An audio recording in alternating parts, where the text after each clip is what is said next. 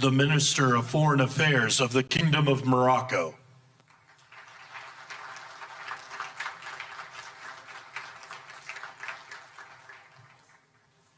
the President of the Argentine Republic,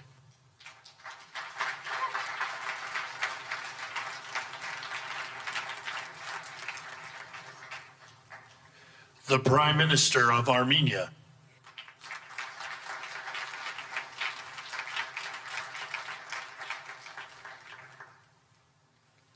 the President of the Republic of Azerbaijan,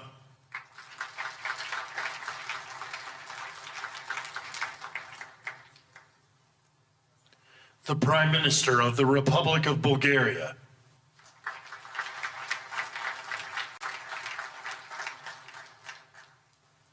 the Prime Minister of Hungary,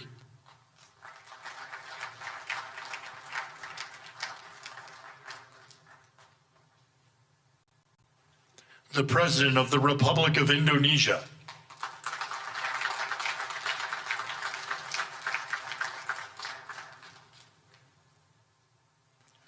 the Deputy Prime Minister and Minister of Foreign Affairs and expatriates of the Hashemite Kingdom of Jordan, the President of the Republic of Kazakhstan,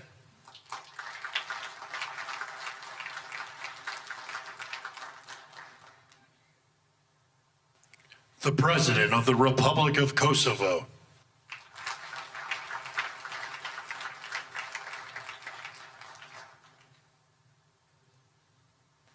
the Prime Minister of the Islamic Republic of Pakistan,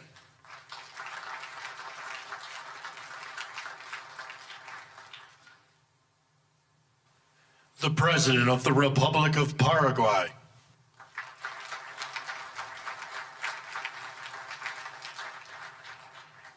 the Prime Minister and Minister of Foreign Affairs of the State of Qatar,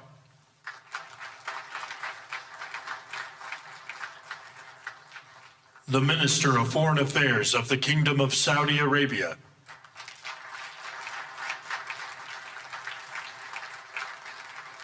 the Minister of Foreign Affairs of the Republic of Turkey,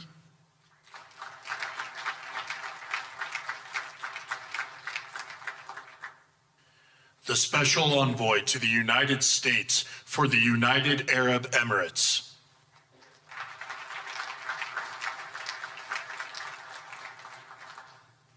the President of the Republic of Uzbekistan,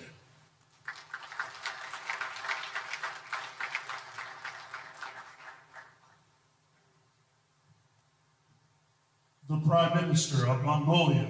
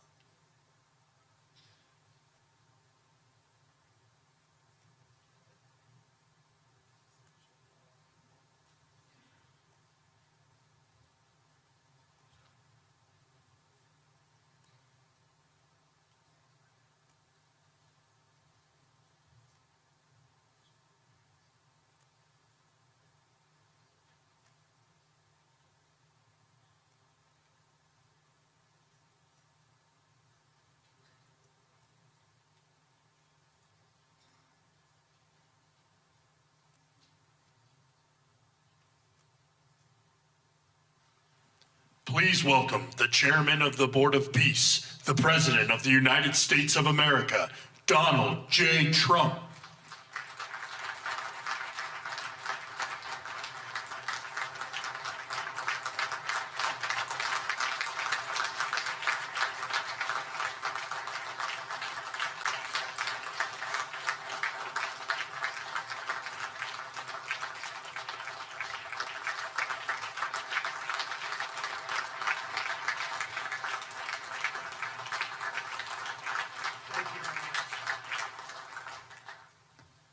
Well, this is a very exciting day, long in the making, and many countries have just received their notice, Everybody wants to be a part of it, and we'll work with many others, including the United Nations. But I want to thank you all for being here. Yesterday we had an incredibly successful visit with many of the world's top business leaders, the best, the biggest, most successful, and foreign heads of state. And now we have one of the most important meetings of all, the official formation of what is known as the Board of Peace. I want to thank the Secretary of State, Marco Rubio, Special Envoy Steve Witkoff, and Jared Kushner, and their extraordinary work. I mean, they've done an amazing job. We have peace in the Middle East. Nobody thought that was possible. We've settled 8 wars, and I believe another one's coming pretty soon. You know what that is? The one that I thought was going to be an easy one has turned out to be probably the most difficult. Last month, 29,000 people died, mostly soldiers, in Ukraine, Russia. Think of that, 29,000, 27,000 in the month before, 26,000 in the month before that. It's terrible.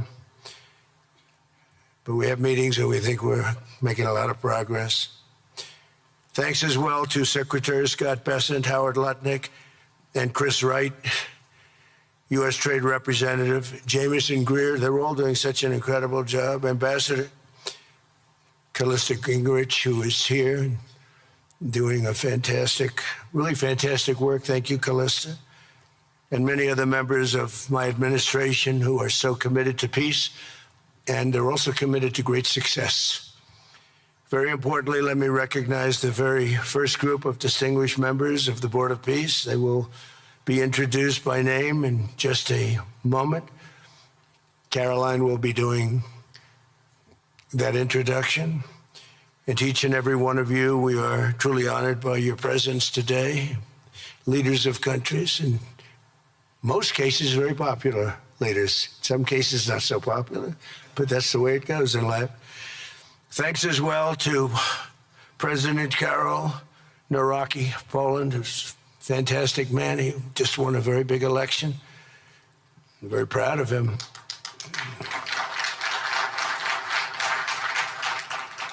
Amazing. Along with former Prime Minister of the United Kingdom, Tony Blair. Thank you, Tony, for being here. We appreciate it. And members of the Board of Peace Executive Board, great group. This week marks the 1-year anniversary of my second inauguration as president. No administration in history has achieved such a sweeping turnaround in 12 months' time at home and abroad. We have a tremendous mandate. We won the popular vote by millions. We won every swing state, the 7. They were saying, can he win all 7? Is it possible? Because it's not done. And we won all 7. We have a great mandate back at home. As I said yesterday, the U.S. economy is booming with virtually no inflation. It was 1.2% for the last 3 months, and we inherited the worst inflation in the history of our country. And we have economic growth now of 5.4%, it looks like. And I think that number can double and triple if we do the right things and if we change thinking so that if you announce good numbers, the markets go up, instead of if you announce good numbers, the market goes down because everybody tries to kill it by lowering or raising interest rates depending on the situation.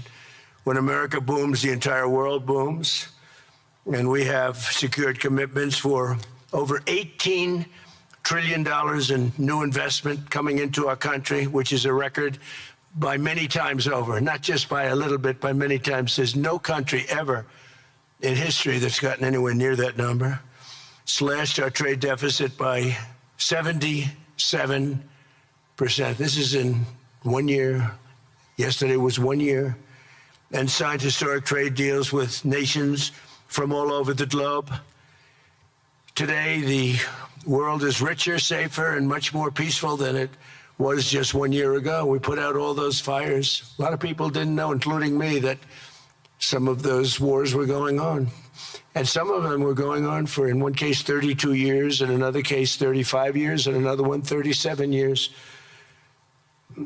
We were very happy to stop the war that had started with India and Pakistan, 2 nuclear nations, And I was very honored when the Prime Minister of Pakistan said President Trump saved 10 and maybe 20 million lives by getting that stopped just before bad things were going to happen. As president, I ended those 8 wars in 9 months, including Cambodia and Thailand. And by the way, many of the leaders are here.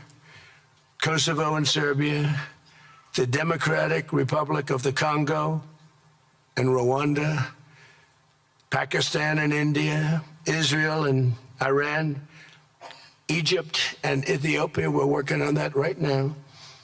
I met yesterday with a very good general and a very good leader of Egypt. We're working on a dam that was built which precludes the Nile River from getting water. It's a little tough situation, but we'll get that settled. I really had it just about settled in my first term, and then we had a rigged election. Took me out of commission for a little while, but here I am back. We'll get it settled. But it's a pretty tough situation. A dam was built and the water doesn't come down to the Nile. When I think of Egypt, I think of the Nile, but I think of the Nile with water in it. Armenia and Azerbaijan, who, I mean, a lot of these leaders have become my friends. They become my friends. They're here. And of course, the war in Gaza, which is really coming to an end. We have little fires that we'll put out, but they're little. They were giant, massive fires, and now they're down to little fires, so we can put them out very easily. We have 59 countries that are involved in peace in the Middle East. Many of them not in the Middle East. They're near the Middle East, but they're not in the Middle East. And many have said that if Hamas doesn't do what they promised they would do, and I think they probably will, but they were born with rifles in their hands. They were literally born. The first day they had a rifle put into their hands, but they have to give up their weapons. And if they don't do that, it's going to be the end of them. But many countries have told me we want to go in and do it. And they really aren't countries that you traditionally think of as being involved in that. But that's the fire. Hezbollah in Lebanon, we have to do something about that. But these are, I call them remnants. They're small remnants compared to what it was before. It was massive, large, powerful countries fighting each other. In another great victory for the ultimate goal of peace, in June, we obliterated Iran's nuclear enrichment capacity with Operation, we call it Operation Midnight Hammer. And it was midnight, it was dark, no moon, and every single one of those bombs from the B-2 bombers hit the air shafts and went deep into the earth and totally obliterated everything that they were doing. They were 2 months away from having a nuclear weapon. Can't let that happen. And Iran does want to talk, and we'll talk. We've also hit ISIS in Syria, and very strongly, as you know. In my first administration, I took out al-Baghdadi, the founder of ISIS, and he was trying to start it up again because due to the tremendous talent of General Raisin Kane, as I call him, he wiped out ISIS in a period of 3 weeks in my first term. You know, we had a great first term, but the second term is, I think, blowing it away, actually. But we took out ISIS, and we had, it was gone, but during the Biden administration, it formed again a little bit. We hit it very hard in Syria. And Syria, by the way, I spoke with the president, is making a lot of progress, tremendous progress, actually. We're very happy about that. We took off all sanctions, which gives them a chance to breathe. And he is working very, very hard, and I think he's going to put it all together. So many things are happening, many good things. Threats to Europe and America, the Middle East, and other places are really calming down. It's a lot different than it was just 1 year ago. Just 1 year ago, the world was actually on fire. A lot of people didn't know it. And in Nigeria, we're annihilating terrorists who are killing Christians. We've hit them very hard. They've killed thousands and thousands of Christians. What's that all about? Much of this unprecedented success is possible because I rebuilt our military in my first term, and now we're making it even stronger. We have a budget of over $1 trillion this year, and next year we're going to 1.5 trillion. Our country's never done better economically. We're taking in numbers that we've never taken in, not only the fact that the investment is at 18 trillion plus, but our jobs numbers, everything is, I think, maybe better than ever before. I think you're going to see a lot of you are investing in our country. I think you're going to be extremely happy with your investments. I think you'll see numbers like you haven't seen before. I also secured commitments from virtually all NATO allies to increase their defense spending to 5% of GDP. Everybody but Spain. I don't know what's happening with Spain. Why would they not do that? They want a free ride, I guess, huh? Every country but Spain increased to 5%. I don't know why. We're going to have to talk to Spain. With America's renewed attention to security of the Western Hemisphere, I've stopped the invasion on our southern border and designated the drug cartels as foreign terrorist organizations.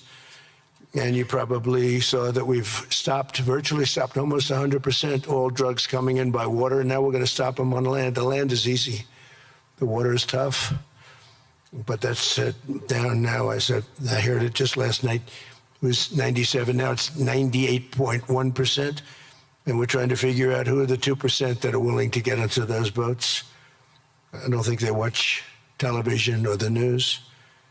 But we've taken out almost 100% of all of the drugs coming into the United States by water.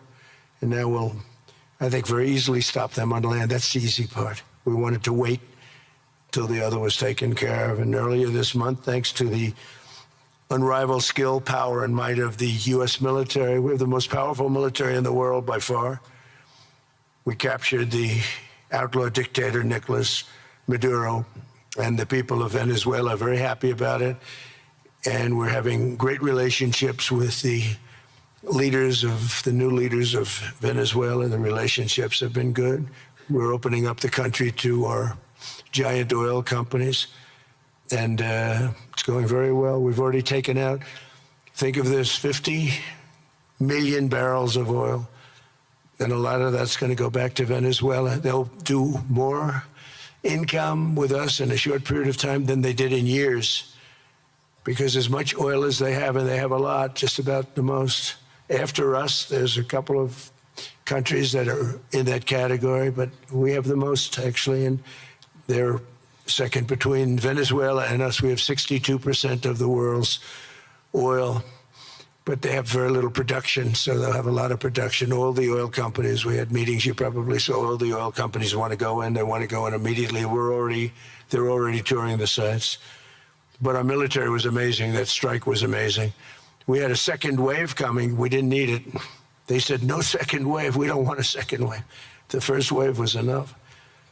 And of course, we're working to end the horrible killing in Ukraine, a war that should never have happened and would have never happened if I were president. That was not going to happen. I used to speak to Vladimir Putin about Ukraine, and it was the apple of his eye, but he would never have ever done it. Said, you can't do that, Vladimir.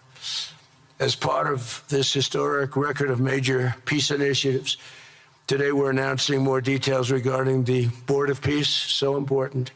This board has the chance to be one of the most consequential bodies ever created, and it's my enormous honor to serve as its chairman. I was very honored when they asked me to do it. We had an idea to do it, and then they came, they said, you be the chairman. And but I take it very seriously. We have a great group of people and incredible young people that are leading it from within. It's running beautifully, started already. And every country, just about every country, wants to be a part of it. And we just sent out the letters a couple of days ago, and these are just the countries that are here. They happen to be in Davos. So we said, would be honored if you wanted to join us up on the stage. And it's really great. They're friends of mine, I think. Let me see. Yeah, every one of them is a friend of mine. Let's see, a couple I like, a couple I don't like. No, I like, actually, this group, I like every single one of them. Can you believe it? Usually I have about 2 or 3 that I can't stand. Usually I have 2 or 3 that I don't like. I don't find them up here. I like every one of these people. No, they're great people. They're great leaders. And the Board of Peace is composed of leaders, the top leaders in the world, actually. Last October, we released a plan for the permanent end to the conflict in Gaza, and I'm pleased to say that our vision was unanimously adopted by the United Nations Security Council late last year. Under phase 1 of this plan, we have painstakingly maintained that Gaza, and we're going to have it very strongly, and it's what we have. Maintained the Gaza ceasefire, delivered record levels of humanitarian aid. We've given aid. You know, you used to hear all the people were starving and it was terrible. Now we have, you don't hear that anymore. We've delivered record levels of humanitarian aid. I want to thank the United States, but I want to thank some of the countries that are sitting right up here, because they've sent great aid, aid also in the form of money, where we go out and purchase food, and you don't hear those stories anymore with people starving. And secured the release of all 20, you know, we secured the release of all 20 living hostages. Now I want to thank Steve Witkoff and Jared and everybody for working so hard. They worked so hard, but there were 20 remaining living hostages. Now we got hundreds out, but the last 20, I said, boy, that's going to be a tough one. And I said that a year before. And it was a tough one, but we got them. Got all 20, every one of them. And we had also about 28 that were dead, but the parents wanted them just as though they were living, just as much. Some cases, it almost seemed more. It was amazing, actually, the love. But their boy had been killed in just about all cases, young men. Their boy had been killed, and they wanted the body of the boy, and it looked like it couldn't be done. And with the exception of one, and we're close on the track of that, we've got them all, every single one of them, which is amazing. It's a rough job. That was a rough job. And I've been very clear that Hamas must return that last remaining deceased hostage as well, and that will be the full commitment. And then we get on to other things, and we're committed to ensuring Gaza is demilitarized, properly governed, and beautifully rebuilt. It's going to be a great plan, and that's where the Board of Peace really started. And I think we can spread out to other things as we succeed with Gaza. We're going to be very successful in Gaza. It's going to be a great thing to watch. And we can do other things. We can do numerous other things. Once this board is completely formed, we can do pretty much whatever we want to do. And we'll do it in conjunction with the United Nations. You know, I've always said the United Nations has got tremendous potential, has not used it. But there's tremendous potential in the United Nations. And you have some great people at the United Nations. But so far it hasn't, you know, on the 8 wars that I ended, I never spoke to the United Nations about any of them. And you would think that I should have. You would think they could have done those 8 wars, but they couldn't have. And they tried, I guess, in some of them, but they didn't try hard enough. But there's tremendous potential with the United Nations. And I think the combination of the Board of Peace with the kind of people we have here, coupled with the United Nations, can be, you know, something very, very unique for the world. It's for the world. This isn't United States. This is for the world. As everyone can see today, the first steps toward a brighter day for the Middle East and a much safer future for the world are unfolding right before your very eyes. Together, we are in a position to have an incredible chance. I don't even call it a chance. I think it's going to happen. To end decades of suffering, stop generations of hatred and bloodshed, and forge a beautiful, everlasting, and glorious peace for that region and for the whole region of the world, because I'm calling the world a region. The world is a region. We're going to have peace in the world. And boy, would that be a great legacy for all of us. Everybody in this room is a star, or you wouldn't be here. There's a reason that you're here, and you're all stars. You're the biggest people, the most important people in the world, most powerful people in the world.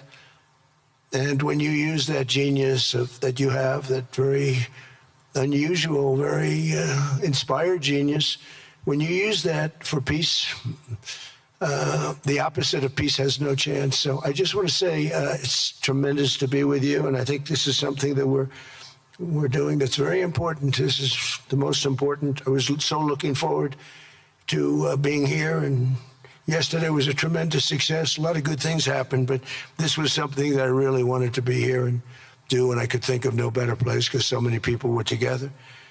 And now to bring the Board of Peace into full force, I ask Sheikh Isa of Bahrain and Foreign Minister Barita of Morocco to join me in signing and ratifying the Board of Peace Charter. Thank you very much, everybody. Appreciate it. Thank you. Thank you.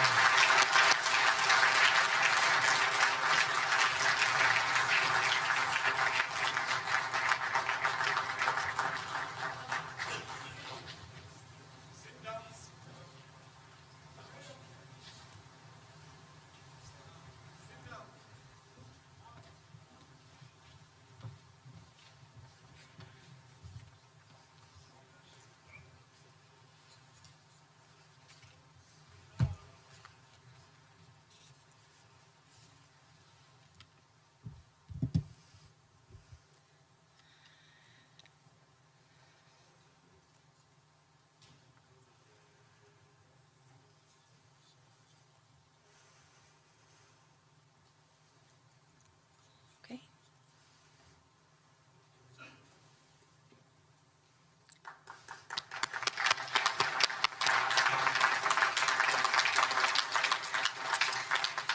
Congratulations, President Trump. The charter is now in full force, and the Board of Peace is now an official international organization.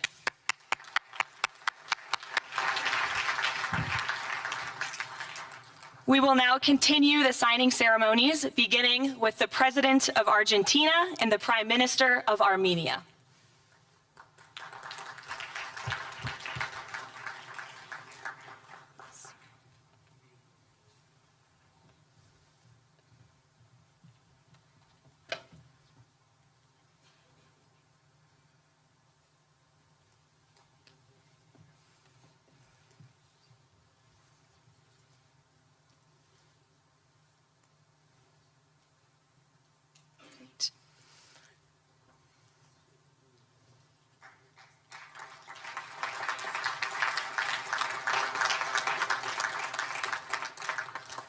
Next up, the President of the Republic of Azerbaijan and the Prime Minister of the Republic of Bulgaria.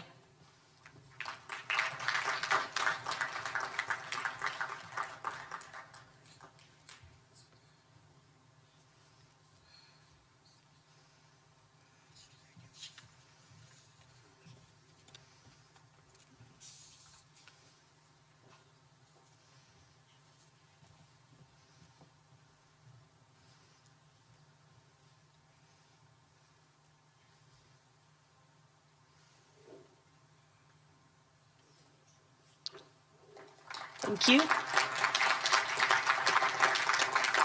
Next, the Prime Minister of Hungary and the President of the Republic of Indonesia.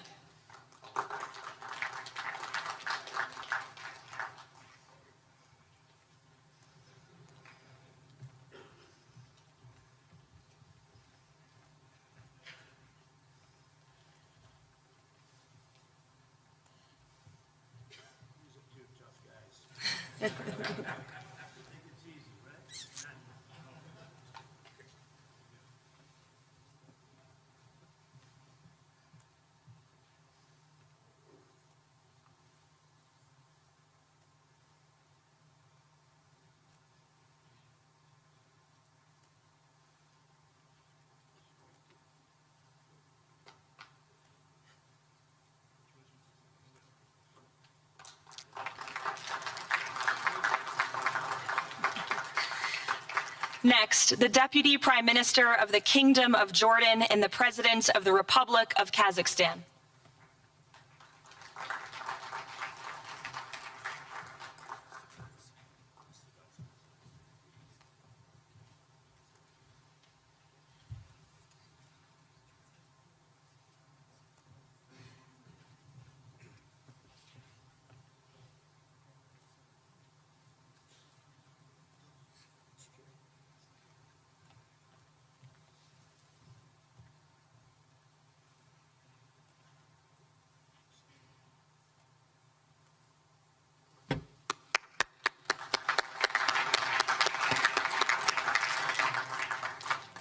Next, the President of the Republic of Kosovo and the Prime Minister of the Islamic Republic of Pakistan.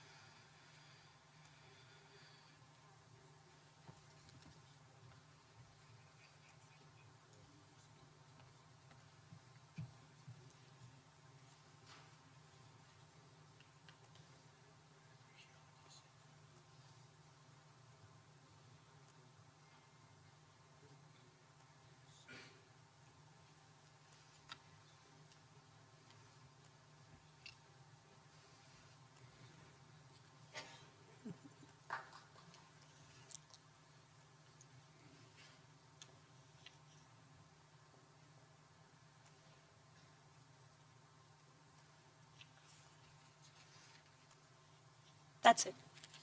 Yes. Thank you.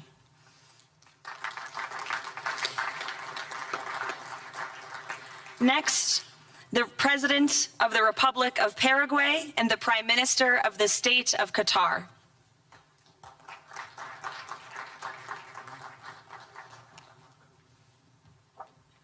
Hello, good, how are you?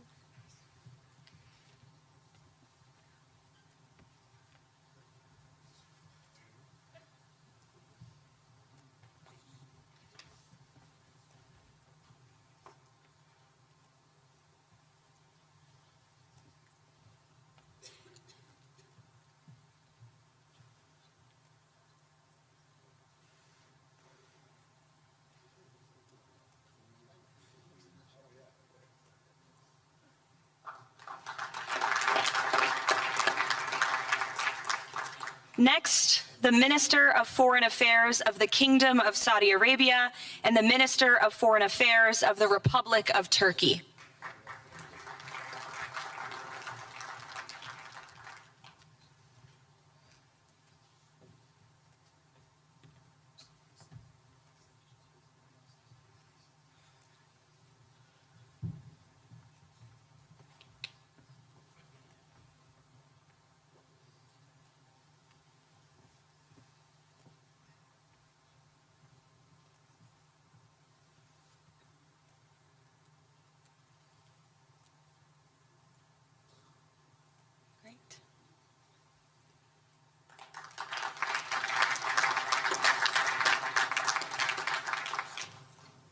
Next, the Chairman of the Executive Authority Affairs of the UAE and the President of the Republic of Uzbekistan.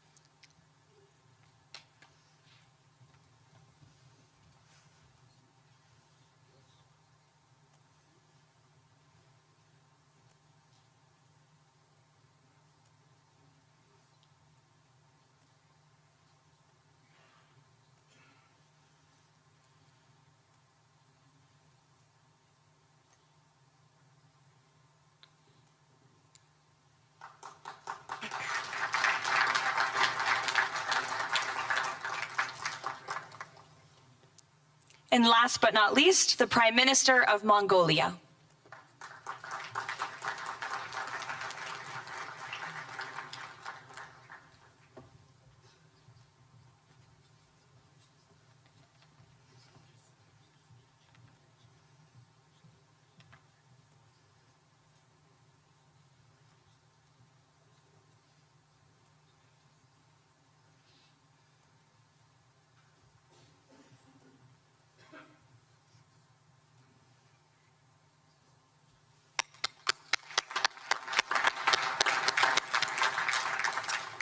Congratulations, everyone. This concludes the signing ceremony. If President Trump and all of the Board of Peace members could please join the President around the table. The President is now going to sign the inaugural resolution that will resolve the Board of Peace's Gaza mandate per the United Nations Security Council Resolution 2803.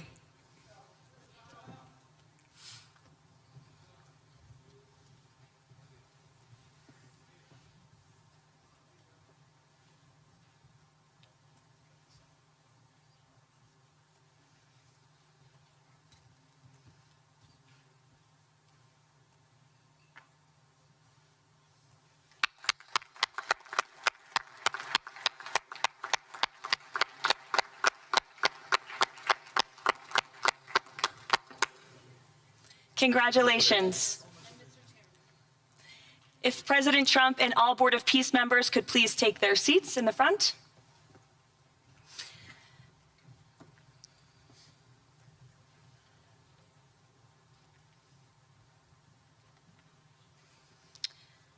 Now it is my honor to introduce the United States Secretary of State Marco Rubio, who will speak about President Trump and his accomplishments. Without further ado, Secretary Rubio.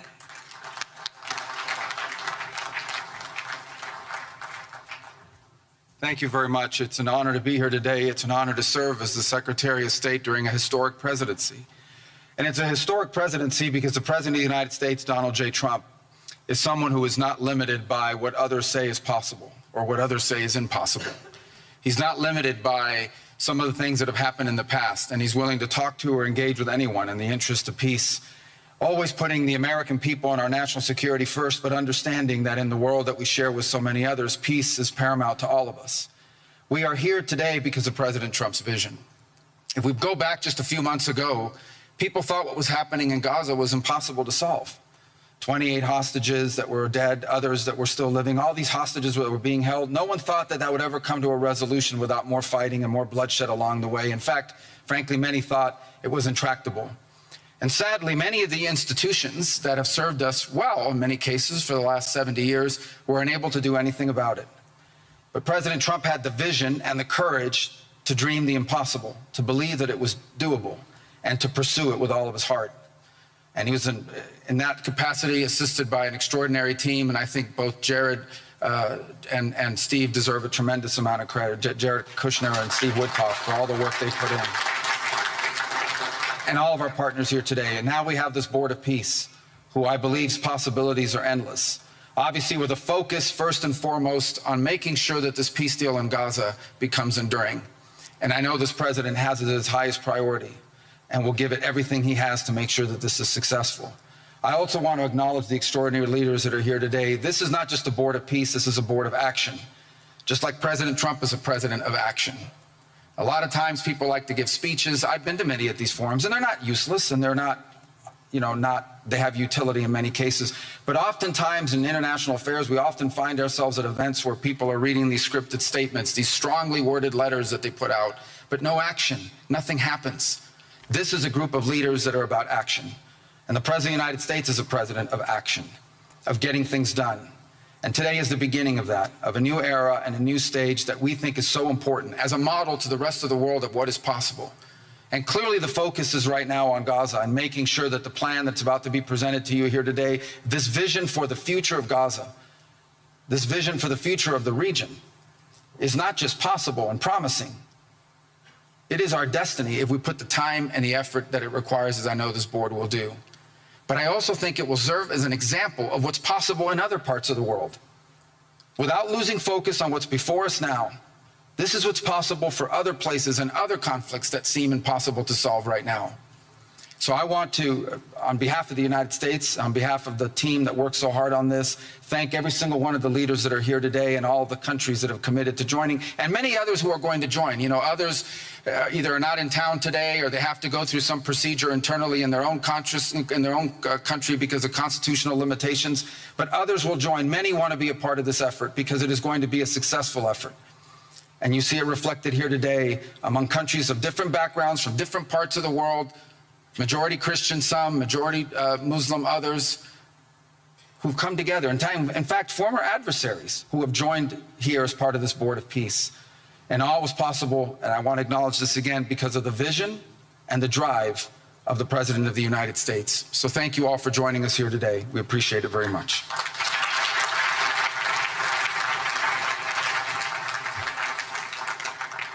Thank you, Secretary Rubio.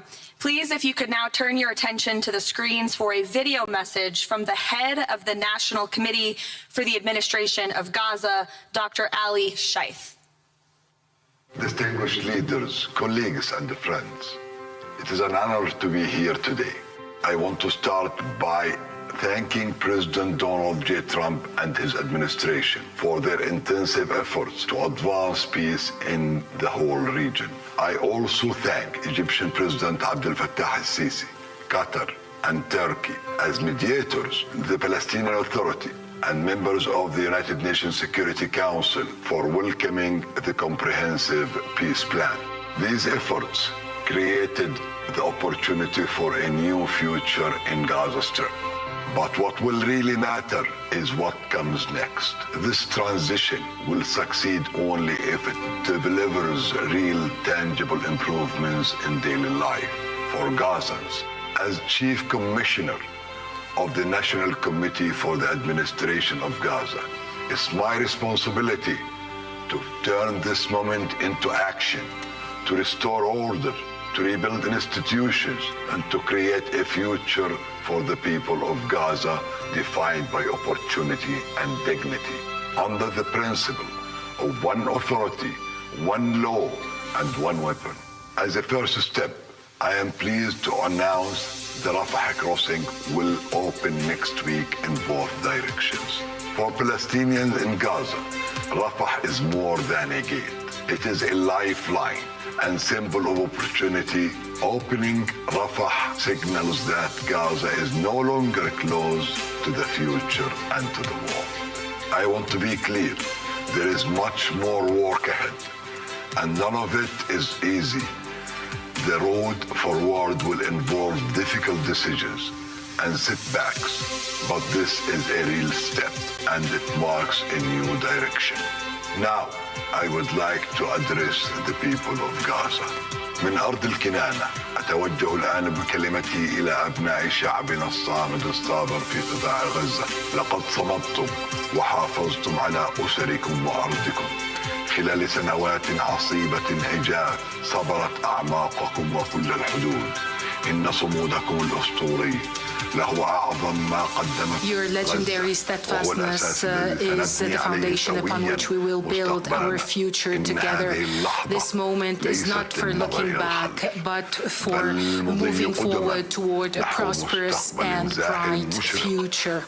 A future where our children grow up without fear or anxiety, where work is rewarded, schools are opened, and daily life regains its stability and security.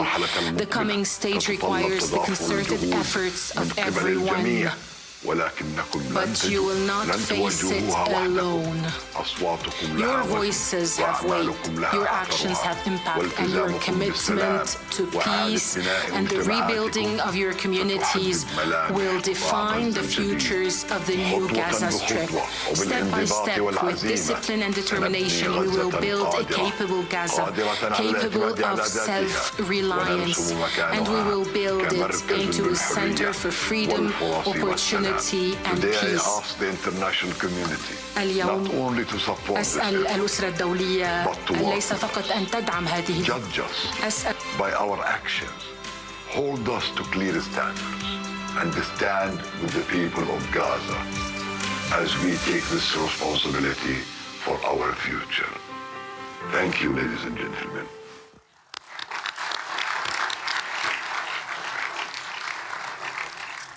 I now would like to welcome to the podium U.S. Special Envoy Steve Witkoff and Jared Kushner.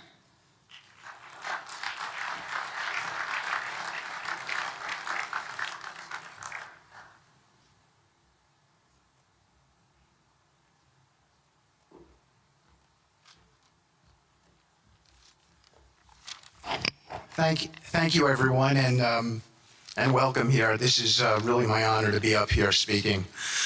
I remember when the president asked Jared and, of course, our great Secretary of State to work on something that the world thought was impossible and unattainable. But the President, on this peace deal for Gaza, as on all other deals we work on his behalf, said we had to try. And of course, we were inspired by that. We have achieved a peace deal in Gaza. We have brought the hostages home, all of the bodies except for one, and we will bring that body home too. And maybe most importantly, we have created a sense of hope for what the future can bring in Gaza and all other places where the Board of Peace will operate. And I am so honored, Mr. President, to have worked on this on your behalf. I'd like to thank some people here who are here with us tonight who have done so much, done indispensable work to bring this deal together. Sheikh Mohammed, my good friend from Qatar, and Ali Al-Tawadi, Hakan, Fidan, and Ibrahim, General Hassan, and Foreign Minister Badr Abdulati, and of course, President Sisi, and Prime Minister Netanyahu, former Special Envoy Ron Dermer, and Michael Eisenberg for all that they did. I would also like to thank our core working group and members of the Board of Peace who have been working nonstop on behalf of this incredible, noble effort, around the clock for months on end, sacrificing time with their families and their own personal lives because they believe in the mission and the vision that the President has set out for us. I'd also like to thank, those people include Tony Blair, Yakir Gabay, Josh Grunbaum, Ariel Lightstone, Laurent Tankman, Admiral Cooper, General Frank, and I probably have forgotten some along the way. And then perhaps most importantly, I want to thank our administration. We have an incredible team. It's amazing to work for this administration. I think you see the results that we get on behalf of the President because he inspires us so much.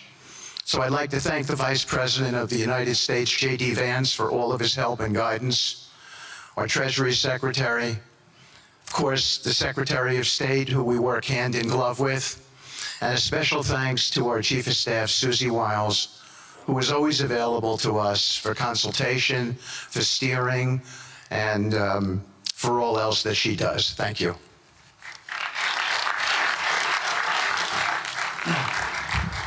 Thank you, Steve. And I have to say, one of the great honors for me of being able to work on this has been working with Steve, who really is as brilliant as he is. His heart is tremendous. It's a lot of fun to be with. And even in some of these, very difficult moments where we didn't think things were happening, working together really was an amazing treat. I'm going to go now today just through a couple quick slides just to show you the progress that's been made in the last couple months. It was just over 100 days ago that we got the final deal done, and everyone was celebrating and joyous about the hostages coming home and the end to this long war that nobody thought was possible. And Steve and I were panicking, saying, what do we do next? How do you implement peace? And as you guys know, peace is a different deal than a business deal because you're changing a mindset. And in Israel, there was 2 years of very intense war. For the people in Gaza, there was more than just 2 years of war. They had 20 years of hopelessness being ruled by a terrorist organization. For the people in the Middle East, their hearts were pulled by this. And throughout the entire world, it really was weighing on us. And so we needed to think about, what do we do next? How do we change the habits? How do we change the behaviors? And we really got to work right away. And the team that Steve thanked, including the White House team and the team, the volunteers, it's really been an incredible effort, very entrepreneurial, and we really did it in the way. I've been working now with President Trump for 10 years on politics, and what continues to amaze me is that he always takes a first principles approach and says, what's the most optimal outcome? Aim for that. Whereas politicians are always focused on the downside or what could go wrong or how to make it a little bit better. He always says, aim for the best possible and do your best to get there. And if everyone thinks it's impossible, that's even more reason why you should aim for it. And so really thank you for the leadership and the inspiration for doing this. And I think you'll see today we've achieved more than thought was possible. And our ambition is still to go for something, I think, better than most people think is possible as well. So let's see if these things work. They never usually work. Good. So quickly, I'll go through this 2-year war, 90,000 tons of munitions. There's over 60 million tons of rubble there, and tens of thousands of fatalities. Through the ceasefire, we were able to get to through the 20-point plan, ceasefire, release of hostages. Getting the UN resolution passed was a huge, huge effort, really thanks to Mike Waltz and the whole team there. They did an incredible job. And we then, with the help of the UN, we've worked very, very well with them. This is why you need a new organization like the Board of Peace to work with the UN. I want to thank Tom Fletcher, did an incredible job of really getting it going. We've done historic humanitarian aid. Going forward, number one thing is going to be security. Obviously, we've been working very closely with the Israelis to figure out a way through de-escalation. And the next phase is working with Hamas on demilitarization, which I'll talk about in a second. But without security, nobody's going to make investments. Nobody's going to come, build there. We need investments in order to start giving jobs. We want to take these people. 85% of the aid of Gaza, 85% of the GDP of Gaza has been aid for a long time. That's not sustainable. It doesn't give these people dignity. It doesn't give them hope. And so we want to use free market economy principles. A lot of what President Trump spoke about that he's doing in America, we want to bring the same mindset, the same approach to a place like Gaza to give these people the ability to thrive and have a good life. Let's see. So on the aid, I mentioned the UN. So now people are talking about famine. 100% of the food needs are met, and that's been overabundance. The cost of goods have gone down tremendously. Over 55,000 trucks have gone in, and over 1.4 million pallets. So it's been the largest humanitarian effort done into a war zone that anyone's been able to tell us about. This really has been a great joint effort that everyone's been able to do, and so it's a great thing. We all just heard from Ali. We have been so impressed. Steve and I were speaking to him and the entire committee. Such bravery of these people to step up. And we've worked with the Palestinian Authority, who's been helping us as well. But this committee is the first time it's a technocratic, apolitical committee. I really want to thank the Arab partners for helping us select the right people to do this. And we just need to believe in them and support them. I put this up here. It's probably a little too small for me to read, but this is really important if you saw the mission statement. So Hamas's mission statement was, we need to destroy the state of Israel. That has not worked well for the people, as we've seen. Their mission statement is, we are committed to establishing security, restoring the essential services that form the bedrock of human dignity, such electricity, water, healthcare, and education, as well as cultivating a society rooted in peace, democracy, and justice, operating with the highest standards of integrity, transparency. So these are the basic things. Their goal is to have peace and to help their people, which is an obvious mission statement for a government, but actually fairly novel for Gaza. So we did a master plan. We brought in, I thank you, Yakir Gabay, who's one of the most successful real estate developers and brilliant people I know. He's volunteered to do this, not for profit, really because of his heart. He wants to do this. And we've developed ways to redevelop Gaza. Gaza, as President Trump's been saying, has amazing potential. And this is for the people of Gaza. We've developed it into zones. In the beginning, we were toying with the idea of saying, let's build a free zone, and then we have a Hamas zone. And then we said, you know what, let's just plan for catastrophic success. Hamas signed a deal to demilitarize. That is what we are going to enforce. People ask us what our plan B is. We do not have a plan B. We have a plan. We signed an agreement. We are all committed to making that agreement work. There's a master plan. We'll be doing it in phasing. In the Middle East, they build cities like this in 2-3 million people. They build this in 3 years. And so stuff like this is very doable if we make it happen. Rafah will start with. This will show a lot of workforce housing. We think this could be done in 2-3 years. We've already started removing the rubble and doing some of the demolition. And then New Gaza. It could be a hope, it could be a destination, have a lot of industry, and really be a place that the people there can thrive, have great employment. Once this starts going, we think there should be 100% full employment and opportunity for everybody there.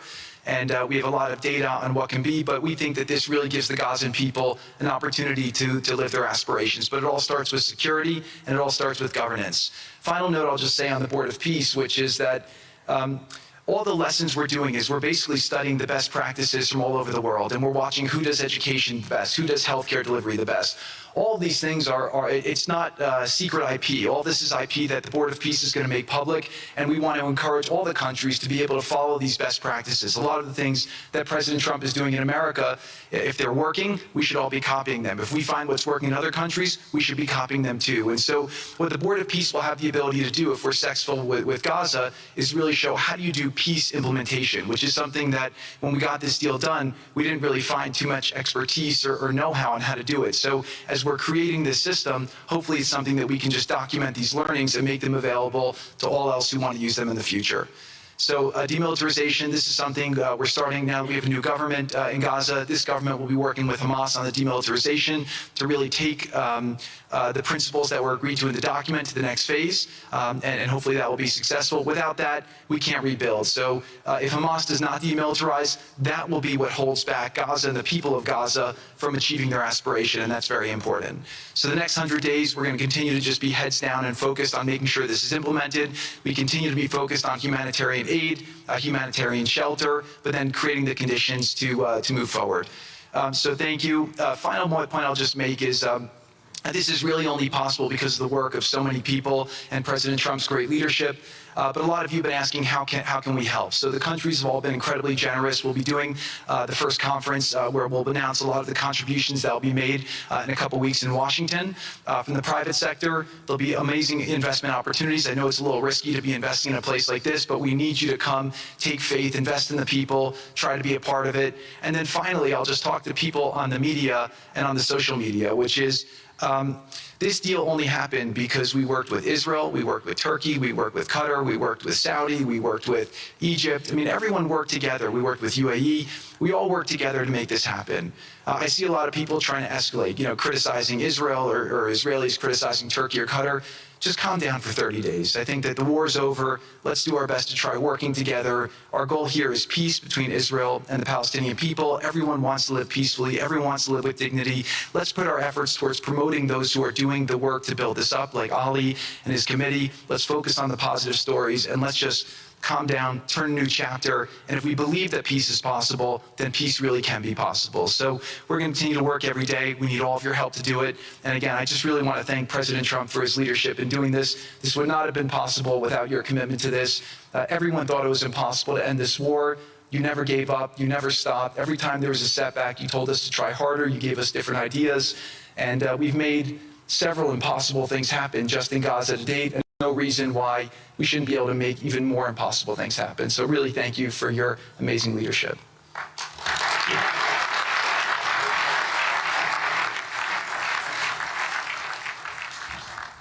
Thank you, Jared and Steve. Now I would like to introduce and welcome to the podium the High Representative for Gaza, Nikolay Mladenov.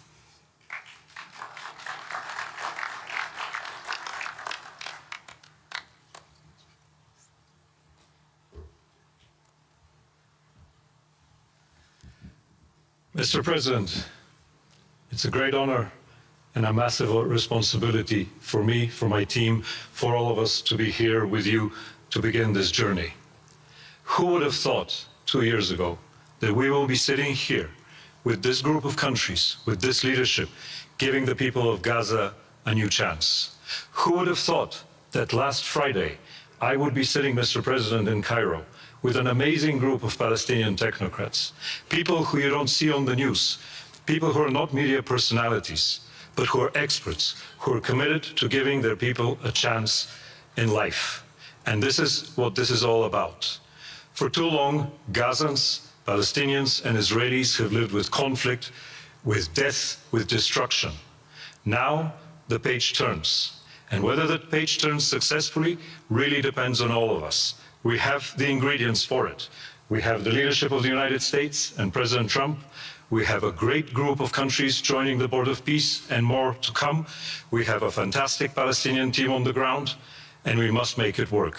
Our partnerships are there, our plans are in place, and we need your support. And finally, I look to all of you who are in this room and who are watching this meeting from their screens at home or in their offices.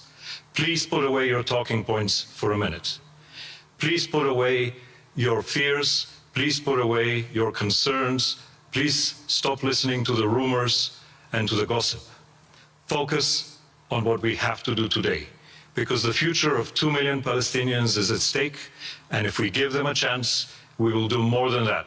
We will create opportunities for 1 billion people who live in the Middle East and beyond, and who are responsible, also who want to see transformation and a chance in life for the future. So please join us on this journey, join the Board of Peace, and join us in supporting this excellent initiative. And thank you again, President Trump and the United States, for taking this decisive leadership forward.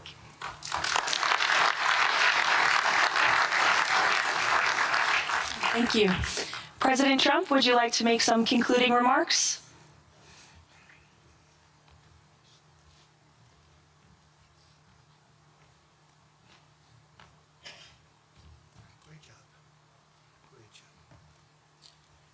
Well, I just want to tell you it's all happening. And one of the first things I said when we really got involved in this project, and it's a big one, but it's very doable, I said to Jared and Steve and some of the other folks, including Larry Fink, and congratulations on the great success. The two of you have done a fantastic job. This is bigger and better than ever.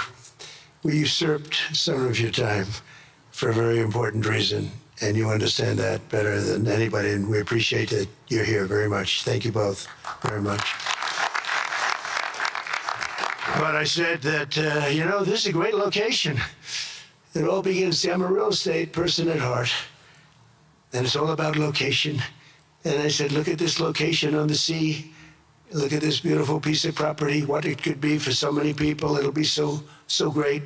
People that are living so poorly are going to be living so well. But it all began with a location. That's the vision. Then look out on the waters, and very few places are like it. So we put together a team that's outstanding, a team that's done it before, a team that I think has done tougher jobs, if you want to know the truth. We've done some tough jobs. And we continue to, as far as the United States is concerned, we're behind it. And the United States has never been stronger, never been bigger, better. It's doing really well.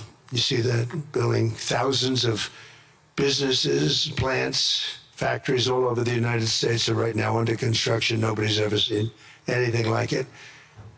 And this is just an honor to be involved with this, and to be involved with the great people in this room and the great leaders that are sitting on stage. We thank you very much.